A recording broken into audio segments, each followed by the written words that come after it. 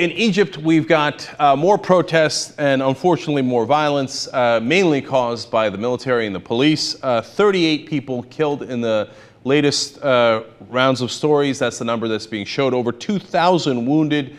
Of course, they are back in Tahrir Square. It's been 9 months since they ousted Mubarak, but unfortunately, the military rule since, according to a lot of the protesters, has not been much better.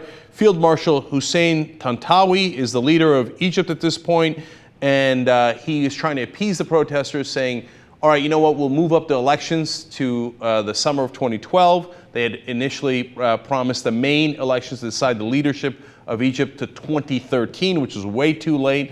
The crowd was not appeased. They want him to step down, and they want an interim civilian council to run the nation's affairs instead. In fact, on Monday, the Egyptian cabinet offered to resign, but again, the protesters said that's not good enough. Mainly, they're going after the field marshal, and in fact, they were chanting, Irhal, Irhal, which means go, go. And the violence has gotten, unfortunately, to be on both sides now, because initially the protesters occupying Tahrir Square, picketing and protesting in front of the Interior Ministry, which they blame for a lot of the problems over the last 9 months and before that as well, because that's Mubarak's, what used to be Mubarak's police.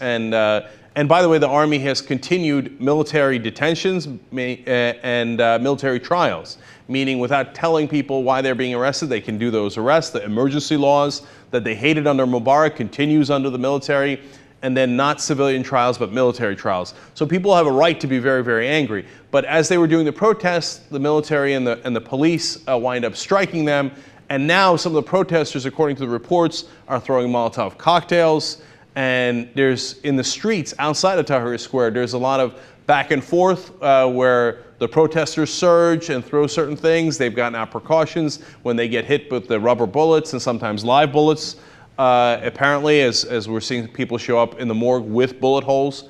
And the tear gas, in order to get rid of the tear gas, they spray milk and vinegar into their eyes, which doesn't sound fun, but apparently that helps ward off the effects of the tear gas.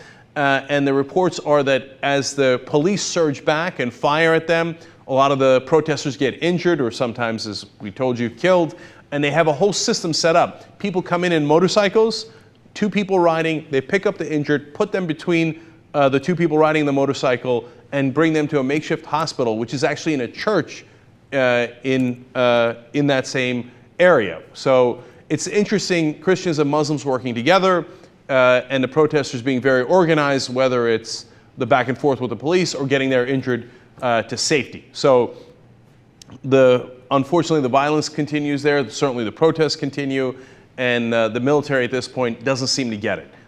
They've got to go, okay? Meaning that they've got to transition to civilian control as soon as possible. And they can't continue to do the same abuses that we had under Mubarak and just say, hey, just because we got rid of Mubarak, everything's fine. It's not going to work. People are back in Tahrir Square.